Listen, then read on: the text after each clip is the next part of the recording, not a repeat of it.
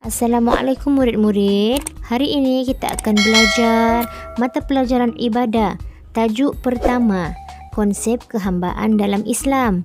Okey murid-murid, sebelum kita mula belajar, jangan lupa untuk membaca doa penerang hati dan doa sebelum belajar. Okey murid-murid, ikut ustazah baca doa penerang hati. Bismillahirrahmanirrahim.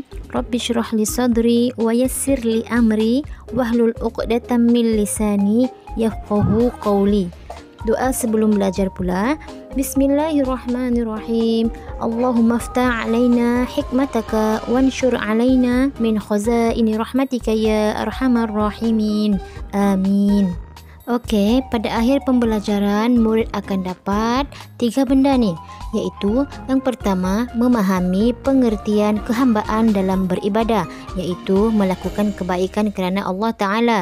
Yang kedua, murid-murid akan dapat mengetahui dalil nakli tentang kehambaan kepada Allah.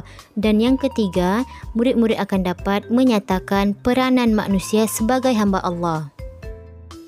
Okey, kita pergi kepada poin yang pertama, iaitu pengertian kehambaan kepada Allah. Okey murid-murid, apa yang murid-murid lihat pada paparan skrin ini? Allah merupakan pencipta segala makhluk yang berada di muka bumi ini. Bumi dan langit, Allah yang cipta. Manusia, Allah yang cipta. Tumbuh-tumbuhan, air dan udara, bulan, matahari, bintang, haiwan dan iblis, syaitan dan jin pun Allah yang ciptakan.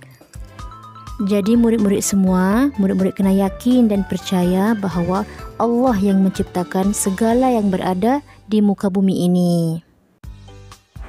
Okey murid-murid, apa yang kamu faham setelah melihat gambar ini?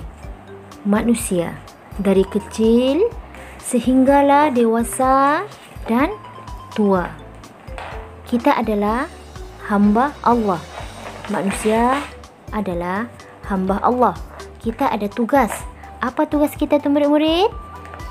Tugas utama hamba Allah adalah beribadat, iaitu patuh segala perintah Allah dan meninggalkan segala larangan Allah.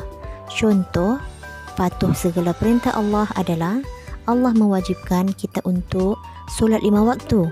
Jadi sebagai hamba, kita wajib untuk ikut segala suruhan Allah.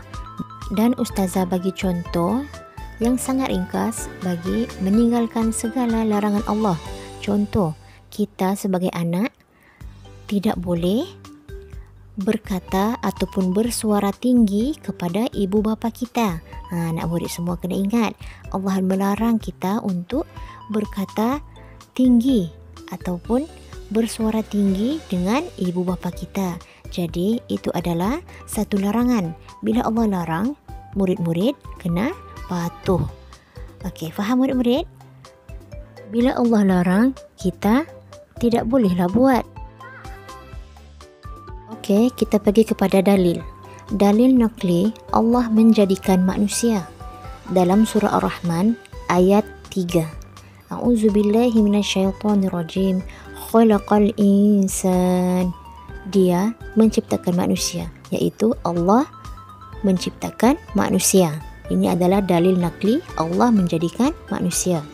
Dan dalil nakli tentang kehambaan kepada Allah. A'udzubillahi minasyaitonirrajim. Wa ma khalaqtul jinna wal insa illa liya'budun. Yang bermaksud, dan aku tidak menciptakan jin dan manusia melainkan supaya mereka mengabdikan kepadaku. Surah Az-Zariyat ayat 56. Ini adalah dalil nakli tentang kehambaan kepada Allah. Allah tidak menciptakan jin dan manusia melainkan untuk beribadah kepada Allah Subhanahu wa Ta'ala. Ustazah harap anak-anak murid semua faham apa yang dimaksudkan dengan kehambaan kepada Allah. Kita sebagai manusia wajib untuk beribadah kepada Allah Subhanahu wa Ta'ala. Baiklah murid-murid, itu sahaja untuk hari ini. Ada latihan yang ustazah mahu murid-murid buat. Buka muka surat 5, buku teks kafa, subjek ibadah. Arahan dia, tandakan betul pada perkara suruhan Allah dan tandakan pangkah pada perkara larangan Allah. Okey, murid-murid boleh lihat gambar yang tertera. Boleh tandakan betul pada perkara suruhan Allah dan tandakan pangkah pada perkara larangan Allah. Itu sahaja murid-murid. Semoga apa yang Ustazah sampaikan murid-murid boleh faham dengan baik. Assalamualaikum warahmatullahi wabarakatuh.